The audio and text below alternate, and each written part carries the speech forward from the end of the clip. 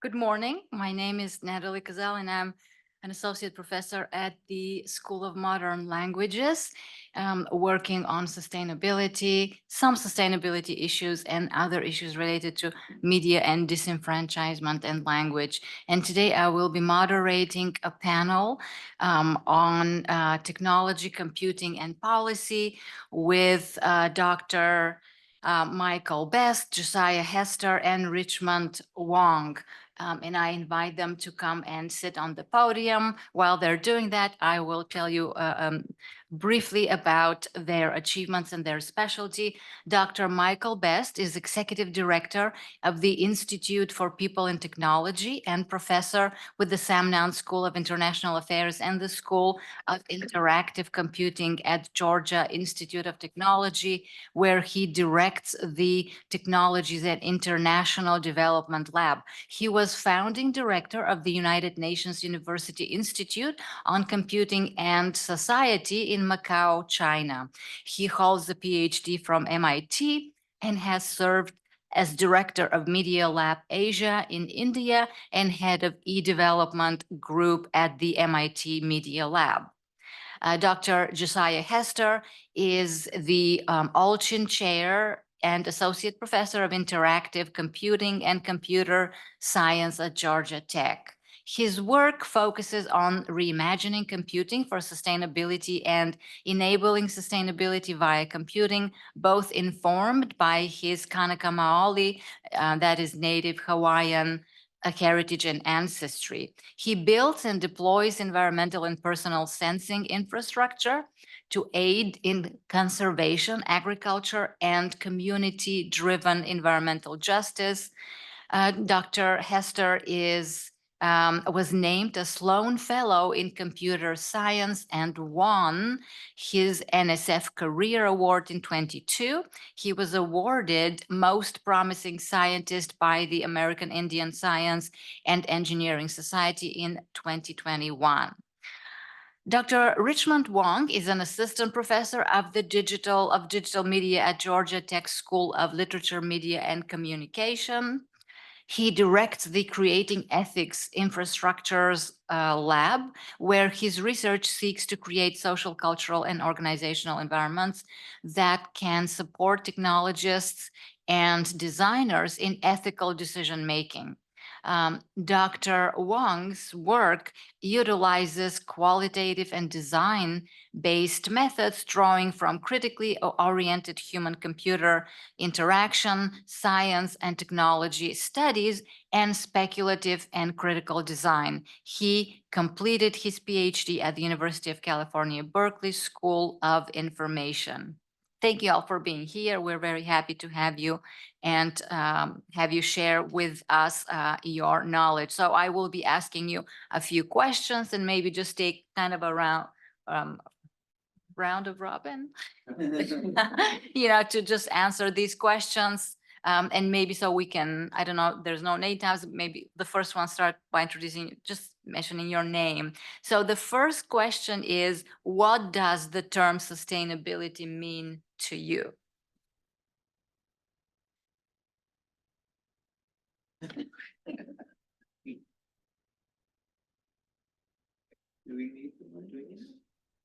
Is there people online or? You probably need, you probably need it for the virtual. Yes, please.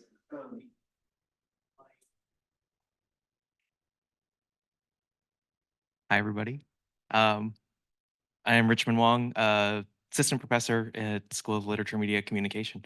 I guess I've been volunteered to say something first. To me, it's interesting because I was thinking about like sustainability before this. I think my main kind of keywords in my research are more around terms of like ethics and justice. And so I've been trying to think about like, how does that relate to sustainability? I think, I come from this kind of science and technology studies background where, whenever we look at technological artifacts, computer software, immediately we say it's not just a bunch of technical decisions. These are also social, cultural, and like environmental decisions, right? It's really hard to extract the technical from this complex assemblage and the infrastructures and histories, right? So I think with something like AI, like I'm doing a lot of work thinking about like ethical issues in AI, and it's not just like how do people use AI in good and bad ways, but it's how is that tied into the kind of energy production of these AI systems? You know, where is the data being stored? In these like physical big uh, data bunkers, often in places that are maybe more rural, maybe have lower income. And so there are all these different political and power dynamics at play that are connecting the kind of technologies and the cultural, social with the environmental. And I think that's kind of my entry point into sustainability. So, yeah, this is working. Okay, perfect. That was beautiful. Thank you. I'm Josiah Hester. As mentioned, just make sure we're all. You can always find me because I'll have the Aloha shirt on. And if I don't have the Aloha shirt on, something tragic happened. So just don't even look at me if it didn't happen. And usually the vibe of the shirt will reflect the mood. This is flowery and happy and cheery because it's so wonderful to be with everyone to learn so much from the fellow panelists. So when I think of sustainability, that's a really, I mean, what a question to open. I guess within maybe two frames of, maybe coming from almost a indigenous or even Hawaiian context of there's this notion of Malama Aina, right, taking care of the land, stewardship of the land, and then it also means that which feeds, right? So it's connected, not just the land itself and the plant and animal relatives, but the human side of it, right? So when I think of sustainability, often we're like, oh, the contamination or, oh, a high carbon footprint, but there's this distinctly human element, right, where the quality of our air, the quality of our water, the fish that are living in the water that we might eat, right, all affect our own personal health. So I think of sustainability in this kind of holistic way of the health of the human, the health of the community itself and its social interactions together, and then the health of even a governmental system and the health of land is all kind of intermixed and intertwined. And we can see when different parts of those systems break down that it has, these negative effects on how we handle, let's call it resilience, right? Because that's the National Science Foundation word. More focused, I guess, I think of sustainability as a, maybe an action word. So our work really goes into trying to co-develop and co-design technology, especially computing technology, which has historically been used to oppress, especially marginalized folks, right? And then to capture data and hold it in people who have power, whereas people who can't afford that technology are left without. So how can we kind of flip that paradigm and build computing systems and technology from the ground up with elders or kapuna, with students, right, with community members, so that they are then empowered to use that technology that was built in maybe a way that they appreciate and that they or we understand how and why, and then they could deploy that and direct where that technology should go and what it should produce. Now, Richmond and I were having a great conversation, though, of how that's really not enough, right? We can't design our way out of environmental justice problems, right? That's one piece. And so the other aspect of sustainability I think about, which has been mentioned already, is that interdisciplinarity of, each of the people in this panel and then each of the panels all today have to have some form of understanding between each other to make sure that we're pushing the entire system forward. Because I can make the perfect sensor, the perfect technology, and then a court can strike down a law or change an air quality measurement by 1%, and suddenly it's useless again. And so I think all of those kind of together are what really informed me, at least on sustainability. Good morning. My name's Michael Best. And I really like the setup of sustainability as plurality of sustainabilities, because I share that sense of there are many approaches that people come from to the concepts of sustainability.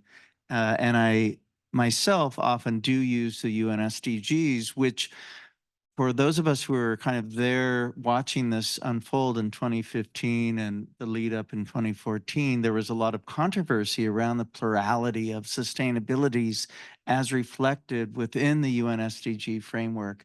At that time, I actually reported to an Undersecretary General who summoned us to a meeting at UNESCO headquarters in Paris to complain about how the UN SDGs were trying to be all things to all people. The Economist had this, at least within our crowd, a famous article came out in the Economist magazine saying that the UN SDGs endeavored to boil the ocean, was, trying to be too plural, too much for too many people. But when we reflect on that now, I think most of us even have forgotten that history, that it no longer feels so controversial that the UN SDGs are plural in many, many ways, that they view sustainability from a fairly holistic, rights-based, transformative viewpoint, that they, clearly talk about people, prosperity, and the planet. That's most of the goals, but then they're kind of at the very end tacked on peace and partnerships. To some of us, a little bit controversially, because peace goal does a lot of work that you would try to do normally with words like politics and democracy, but because of the one country, one vote approach of the UNGA, sometimes those words become difficult to use in the languages within the UN system. So for me, it is this sense of plurality, of sustainabilities, and the UN SDGs, though imperfect, for instance, in the way that it deals with governance, all kind of shoveled into a single goal that tries to do too much work, that framework still, I think, is valuable. And it's in some ways surprising, especially when I reflect to 2015 and this controversy, this conversation that was very alive about how the UN SDGs were, sort of overly engineered and thus ultimately will not be effective, how much they frame so much of what is talked about under sustainabilities, including here on campus. And, the UN SDGs come up very often in coursework. Some of that was alluded to within modern languages and other parts of Ivan Allen. We hear it a lot from Georgia Tech leadership, including the folks in the building across the pathway here. That these are valuable and helpful ways to frame a very large program that, in terms of the specifics of Agenda 23, mostly will fail, as did, of course, the Millennium Development Goals mostly fail. But still, it's a program that is evocative and I think helpful in driving a shared sense of this plural sustainabilities. Thank you. Thank you all for these really great answers that, suggest a lot of future thoughts and thinking around these issues. So there is a difference between sustainability and sustainable development, mostly because the word development really kind of clashes with sustainability. If we understand sustainability of the sustainability of life and biodiversity of multiple species on the planet, the development or the economic growth that is imposed in human societies on the planet and other species is really in conflict with that idea of sustainability. And we know, for better or worse, most industries are really focused on development as the number one goal, and then sustainability only to the extent that it doesn't damage the development so far. And to translate it down there, the disciplines that produce future specialists in these kind of industries also are, are framing what is and the understanding of sustainability within each discipline, taking it into consideration future employment of the students who they're producing and also overall the goals of the industry. So given that, would you please talk about the current status of how your discipline thinks and is grappling with issues of sustainability, both, its responsibilities and its challenges? What is the state of the field? And maybe in a future question, not in a future question, but maybe like this as a follow-up, I will ask you, what ideally would you like to see? I don't know if you can do both at the same time, maybe leave the second one, as a follow-up question, but just have in mind that this is coming.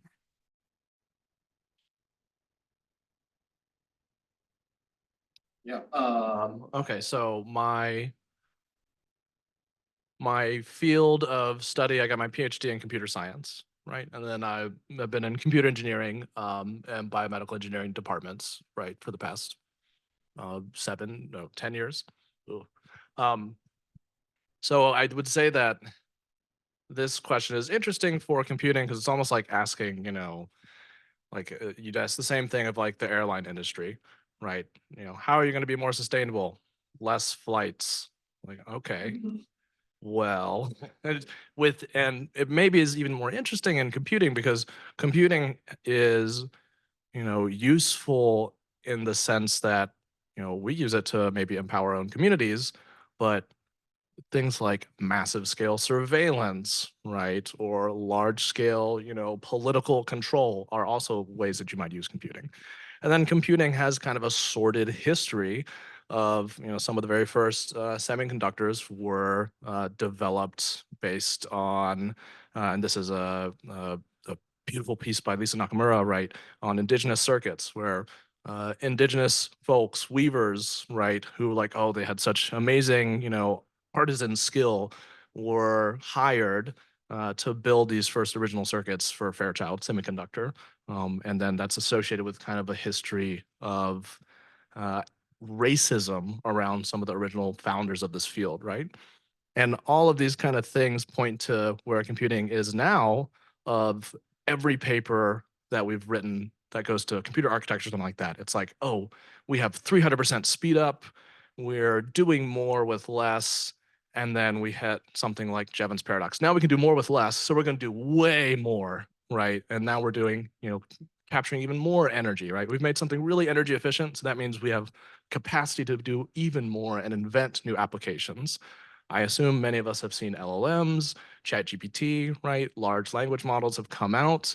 They didn't necessarily have an application, but now they've invented thousands upon thousands upon thousands of different applications and ways to use these things as a place to fill a gap and to, require more computing power, right? I'm sure my other colleagues can also have comments on like how much energy, how many carbon emissions, how much water, right? Ohio has a data center. I think Richmond actually alluded to this, right?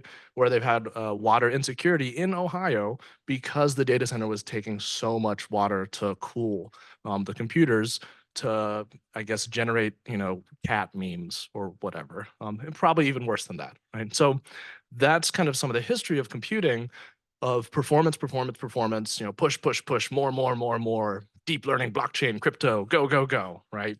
And I think recent, maybe to start to answer, hopefully, some of the future hopes, recent developments in the field and even at National Science Foundation and federal levels have been, well, wait a minute, all of these design decisions we made are prefer us running at full speed, right? So if we try to slow down existing computers, they actually run less efficiently and effectively, right? It's in the design.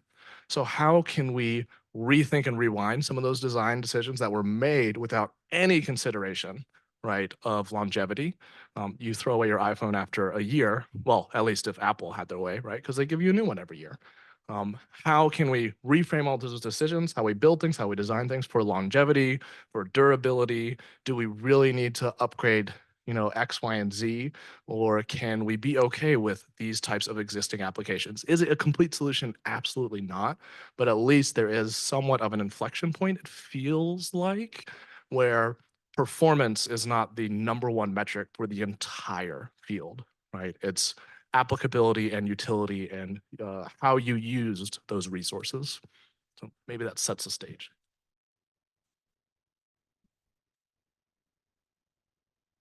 That's really great. And it's making me think of a lot of things myself, right? So I come from an interdisciplinary background. So I'm in this like School of Literature, Media, Communication.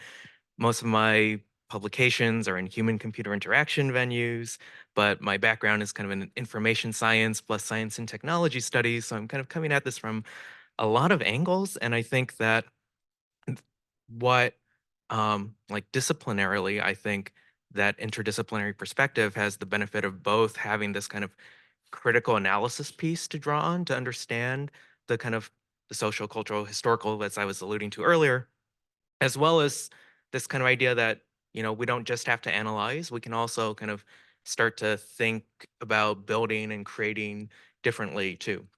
Right. So I think on some of that more like analysis side, I think Morgan Ames at UC Berkeley has this really great book about one laptop per child and its use in South America. Right. I think this is often like, right, when it, you know, came out as kind of like sustainable development kind of thing, right? You can wind it up with the little crank. It doesn't need electricity. She looks at it as this like cultural history, right? Where this idea that students will kind of learn computing by being an individual, like, you know, play around and like learn coding on their own is this very kind of neoliberal, kind of white male, very specific idea of what computing education is from MIT that like doesn't really translate outside of that context very broadly, right? And so largely this program was not successful in its kind of educational goals. Um, right. And so there's a lot of work in like my disciplines and that I draw on that kind of takes that kind of like critical analysis, lots of kind of ethnographic work and kind of deep case studies and historical work.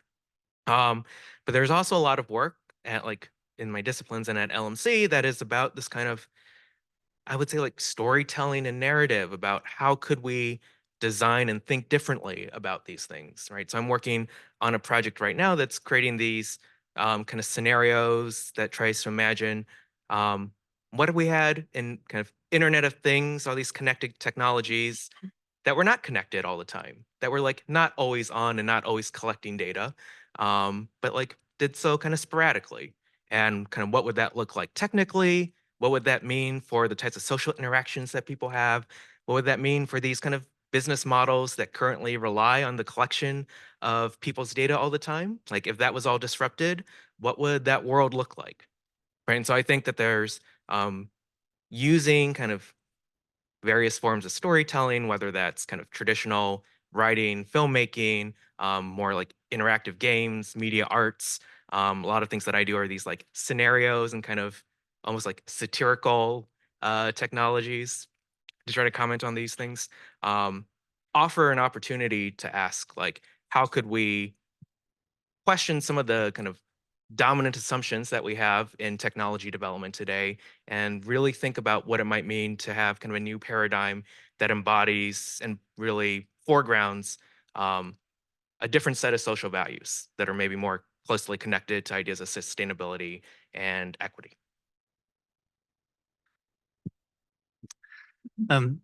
Thank you very much. And Richmond, I just following up really, I love the OLPC book that you made reference to. I was not involved in that project, so I don't take it personally. But I was at the World Summit for the Information Society in Geneva, I guess, when Kofi Annan, who was Secretary General at the time, stood next to Nicholas Negroponte, who was the main champion of OLPC, and tried to crank the crank on that little thing, and the crank came off in his hand in the press conference, and he's just sort of like, what do I do now? It never worked. Of course, the crank part of the $100 laptop, which never cost $100, never actually was able to charge the battery or make the laptop run. So that part was fiction, but it was obviously very, another evocative narrative. Like you, Richmond, I'm maybe an interdisciplinarian, or maybe I just reject the concepts of discipline altogether when I have the luxury to do that. But I came out of high performance, massively parallel supercomputing. So talking about water cooling and thermal issues, that was a big part of what we had to worry about. But I then worked at the Center for International Development, and you spoke of the word development. And back at CID days, this was a center at Harvard University. When we said development, we were speaking of poverty issues. So it's not about just, building a bigger corporation. Back then, we thought we were going to work on poverty issues. And that's what development meant. And to this day, there are issues that are still, I think, salient when we think about poverty issues. That's saying that there are ways in which we need to develop, if that's even the right word, as it relates to equity, justice, and poverty. But coming forward to today, we no longer use the language of international development. We find it, and it is true that it has colonial rooting and that it often is exploitative and many times failed. But nevertheless, we still have this puzzle, which is that the resources of the planet are not justly distributed, and that there are challenges still to solving problems of that distribution. And so from my vantage, and this is even coming to IPAT, the Institute for People and Technology, where we, I would say, don't necessarily have a discipline. What we do have as it relates to these sustainability issues and development, in square quotes, is methods. And I would say, in particular, we use human-centered, participatory, and community-based methods. And it is those methods that, if anything, distinguishes IPAD amongst the IRIs, it would be the methods, not the disciplines. So we work in sustainability issues, or we work in health issues, or we work in, we have projects actually with big airplane industry folks too. What is it that distinguishes us? Well, it would be human-centered or people-centered methods.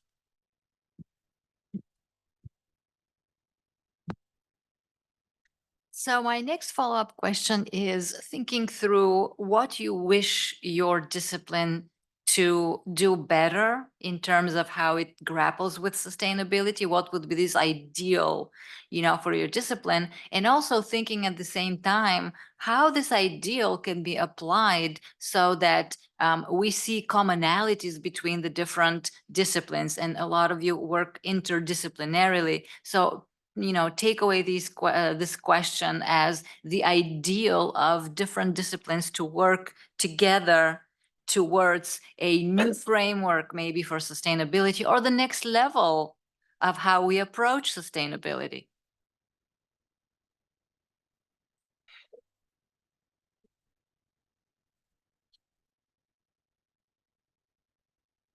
I mean, I'll just be really quick, which is, I think, I would just keep to the same, like maybe not focus on disciplines, but focus on methods as a way to bring things together. Because the silos of disciplines feel very historical and not always fruitful when we are looking at the really knotty problems of the SDGs.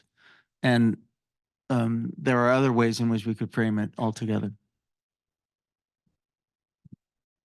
Yeah, I like this kind of focus on methods, right? I do think one of the challenges in an interdisciplinary space is often the like recognition of each other's methods, right? And like what counts as contributions. I think this is me who has like a more critical social science background, trying to talk to often like computer scientists in these human computer interaction venues. And there's a lot of just like, even if we agree on the methods, there's still other ways of like in the framing of how we talk about the problems and things that just I think takes time for groups coming from different backgrounds to like learn about each other. And so giving us both like the spaces, the graciousness and time to do that, I think is like an important, often kind of unsaid part of interdisciplinary work.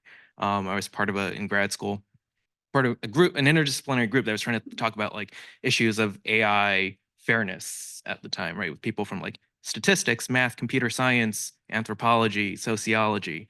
And it took, like a semester and a half of very heated discussions before we could actually start to have good conversations, where we like understood where each other is coming from and kind of understand, how terms like fairness are used very differently across these disciplines.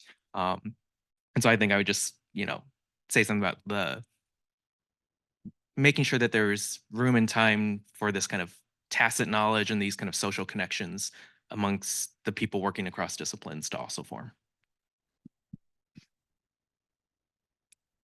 the only thing I'll add, which is, yeah, I mean, similar, but maybe I'll give some like examples. Like I've thought for a long time that it was unfortunate how, you know, especially computing, Silicon Valley, it's like move fast, break things, disrupt. And we've seen how each of those companies, pick any company, Uber, Meta, Amazon, that approach has really screwed over whole swaths of folks that of varying socioeconomic status, actually, right? But often disproportionately on, you know, underrepresented, marginalized folks.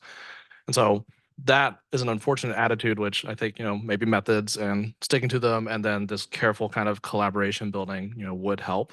But then on the other hand, we have, as we discussed actually, you know, some of the metrics on advancement and some of the metrics on how, you know, you view success also need to change. So how do we evaluate, right? Is there indigenous maybe evaluation methods, right, that can be introduced at the highest levels where outcomes are based on, oh, you built a relationship. That's part of your project annual report. You built a relationship with a tribe. That takes years, right? Because you're trying to overcome and repair broken things. And you know, you get your gold star for this, which we would have normally only given a gold star because you had your Nature article, right?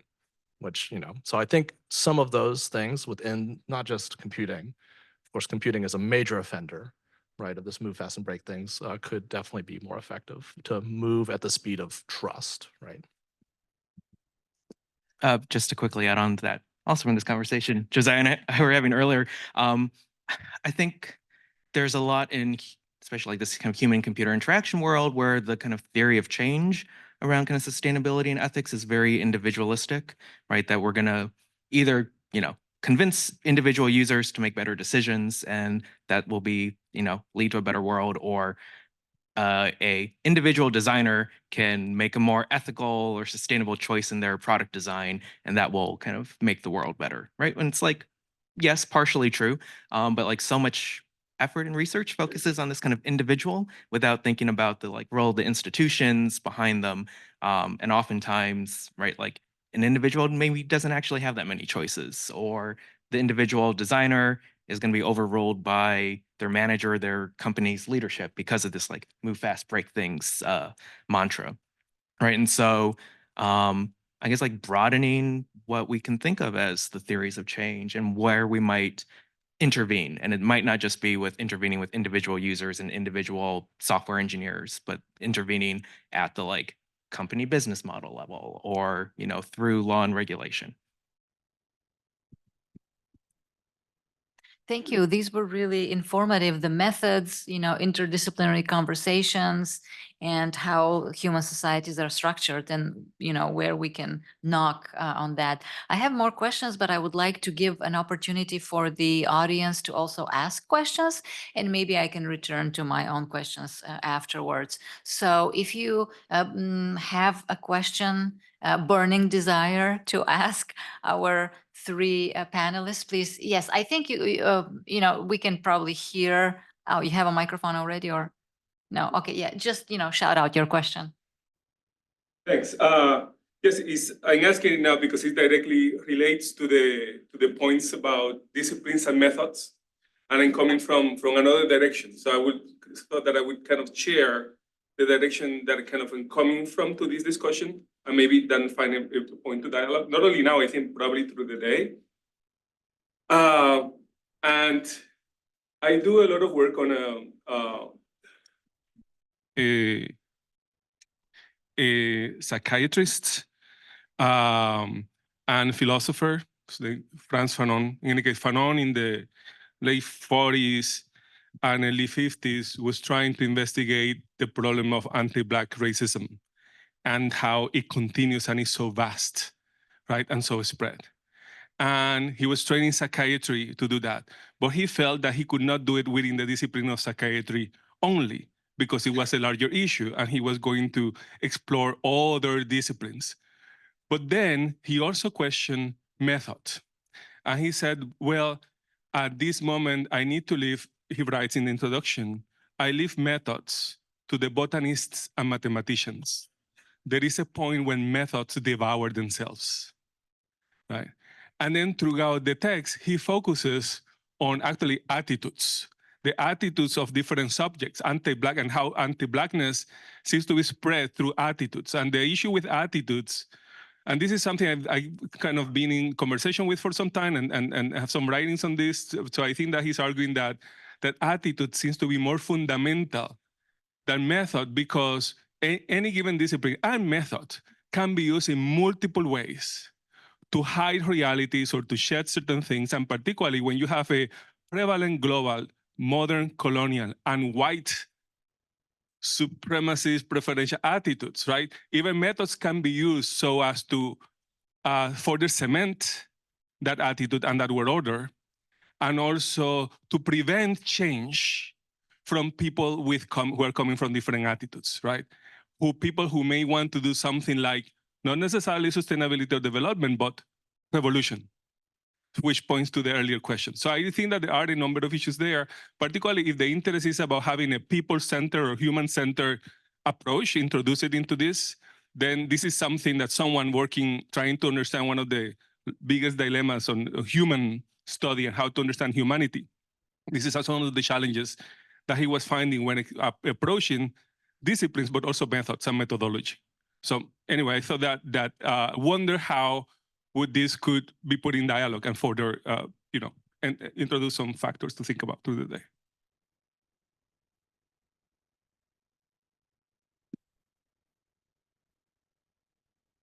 I think that's a wonderful provocation. I also find it a very definitional kind of conversation in some ways, because I feel like it, part of it is how are we defining methods versus attitudes in your instance.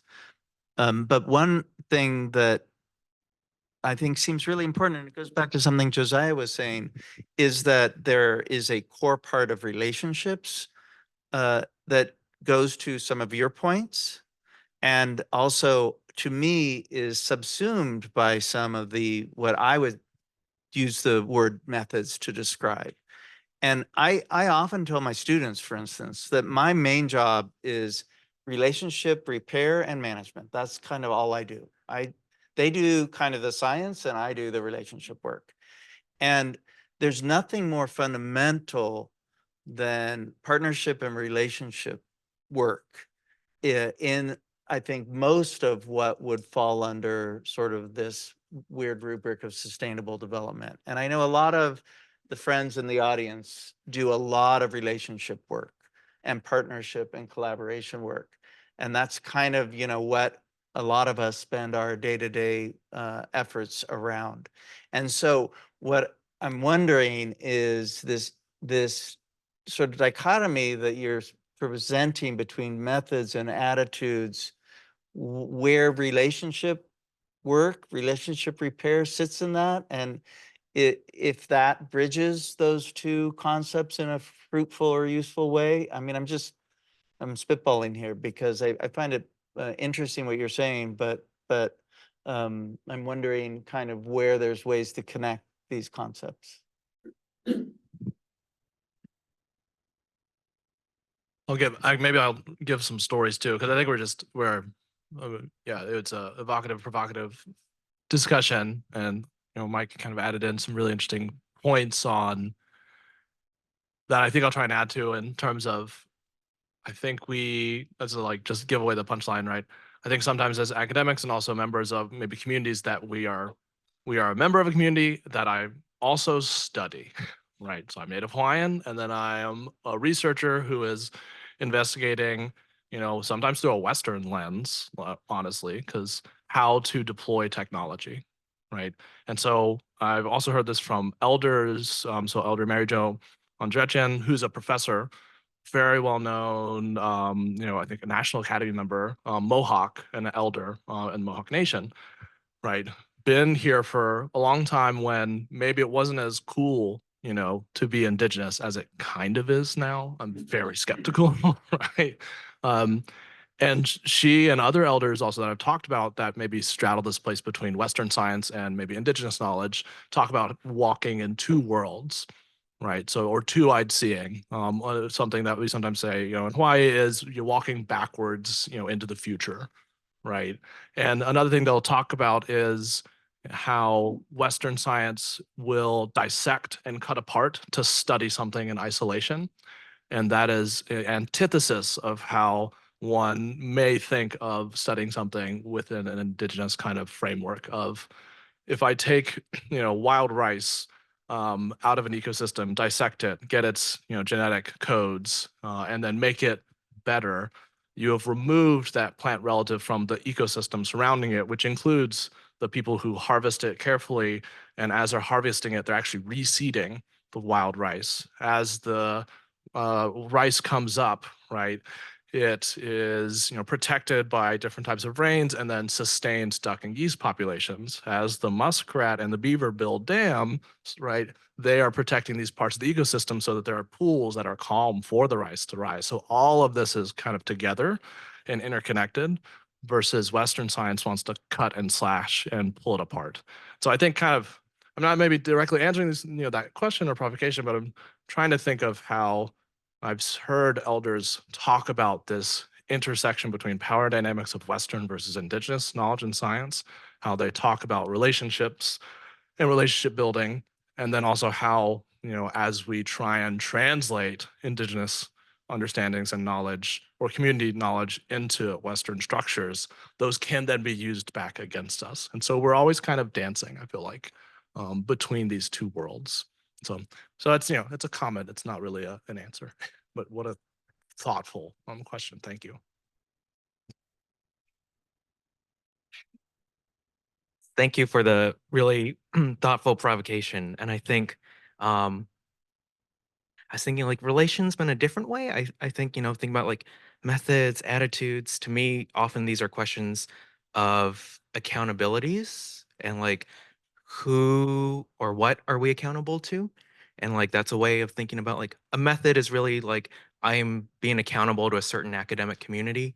But I can be accountable to like other communities too in my life, right? And there are times like I do a lot of research with people who are like maybe tech activists who, and I feel like I have a certain accountability to them that is perhaps different than the accountability that the research community wants from me to have like detailed statistics about everyone you talk to, right? And that could very easily re-identify them, right? And so to me, often like thinking about accountabilities and, on this panel, I think it doesn't just have to be human to human accountabilities. We can also be accountable to our kind of ecological communities as well. And so I think that might be another way of kind of thinking through these questions.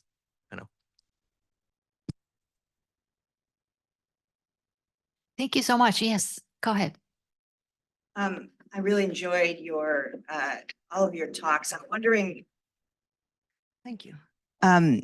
Jenny Hirsch from the Center for Sustainable Communities Research and Education. I'm wondering what you all think this means in terms of how we take action at our own institution. Because I think what you're all saying, which we were talking a lot about at a symposium we had last week, is that the way that we structure our higher education institutions isn't going to get us to sustainability. It's very siloed, very discipline specific, very method specific. When I was in graduate school at Duke, my dissertation, my advisor did not get tenure because the book that she wrote, she co-authored with another person.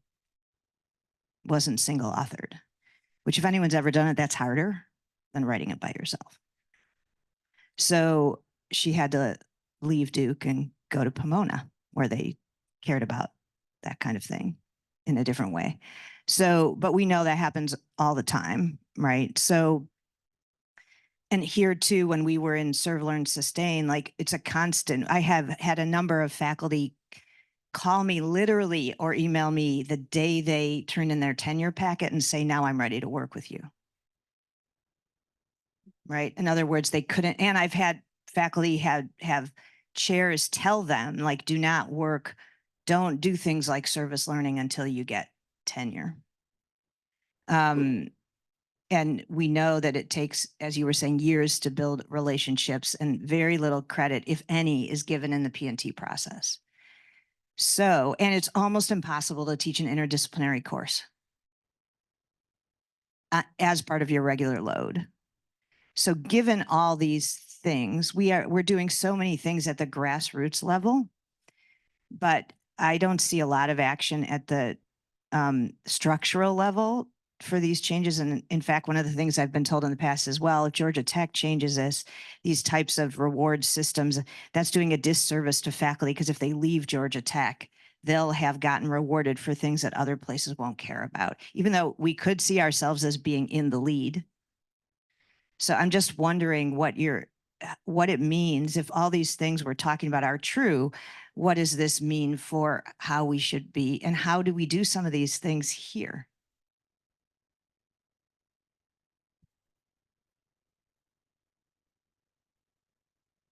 I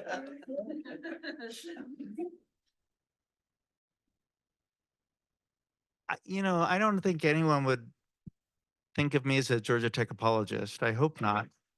That said, there are worse places. So I want to lead with sort of a little bit of it could be worse, because I have my story, though, it's super unfair. I always say it's not fair, but my story is doing everything you said you're not supposed to do.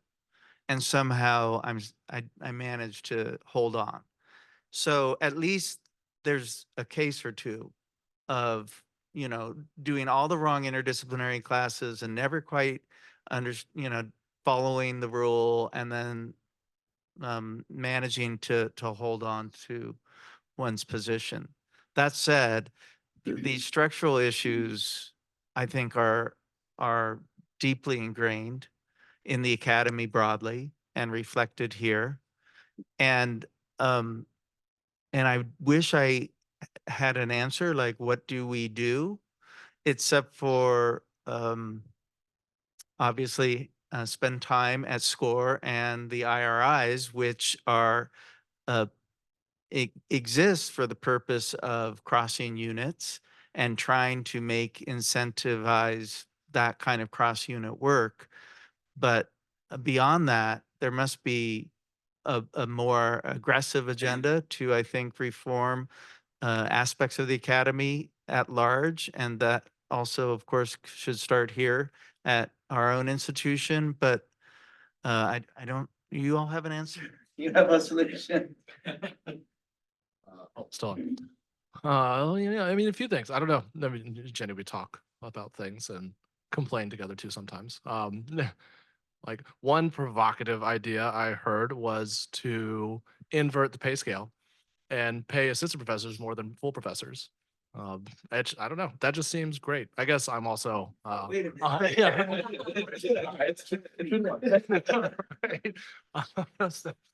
But maybe it is, for sure, like there's so many structural things, and especially a place like Georgia Tech, and I think many, large public schools, they're like, oh, we want grassroots efforts to happen, and that just takes so much time and energy. And then you also have to address, like, well, how do I continue to get promoted and get tenure and then take care of my family and those things like that. So there has to be, maybe it is through the IRIs and centers and things like that, of like, we need to have spaces and support and administrative support and things like that to go do the long work. And maybe you have a longer tenure clock because you're justifying this type of field so that you can build relationships, but you can still get paid more, right? So it's not kind of this connection to, oh, I must advance as fast as possible or I'm going to fall behind inflation and taxes, right? So, I mean, I feel like there's those conversations around pay and pay equity, but like pay equity in real life, not what, we call it in here, of how those manifest, along with, just a recognition at every level that this is important. We can also change, I mean, I've seen you and others do this too, of like, we can change the venues. Ellen Shakura did this with Compass, right? And others, like these new venues where we can submit work that is inherently interdisciplinary and focused on, especially sustainability, the ACM Limits Conference, and it counts. It's like a check mark and it counts. Maybe it's a new enough conference that like purists in the discipline might be like, oh, well, I don't know, but you'll still get through the review, right? And so I think there's also that walking in two worlds, which I mentioned, aspect that we must continue to do for the foreseeable future. while we change that institution and make those new venues and celebrate them, right? I'm sending papers that maybe, you know, because I have tenure now, sending papers that maybe could have gone to, you know, top tier conferences. I'm intentionally sending them and my students, and we're all aligned and like, no, we're going to these places that are actually sharing our values that are important, right? And so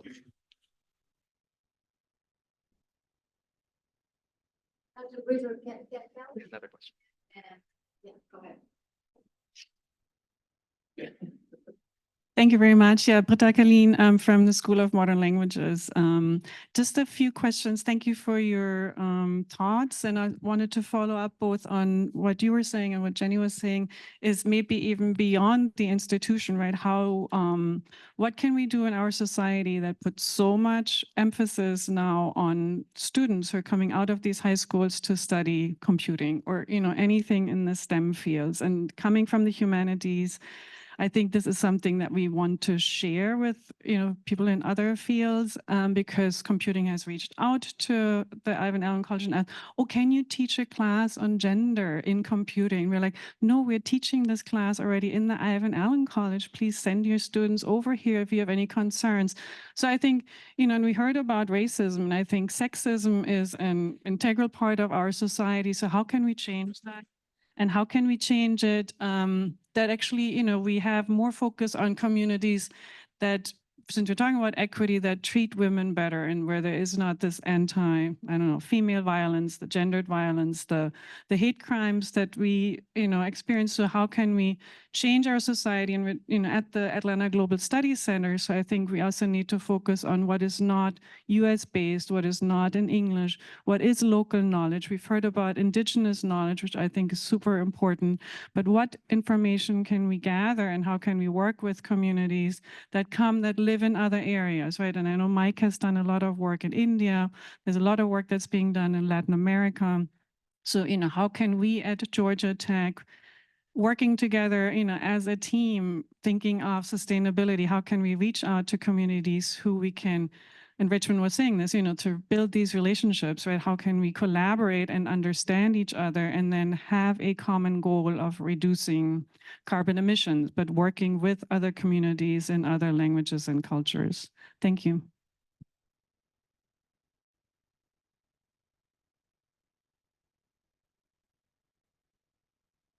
I just have to respond to this notion of working with other cultures and thinking globally, thinking out beyond just the United States, because this I do think is a crisis. So I never worked in the US until the pandemic, really, in terms of my research productivity. And then pandemic hit, and kind of all of my global projects sort of began to collapse. And then I'm like, oh, what is this country called the United States? Maybe there are issues here that my lab could focus on. But there is a really corrosive culture or attitude of, it's basically ultra caution about global initiatives right now. And I'm really worried about it.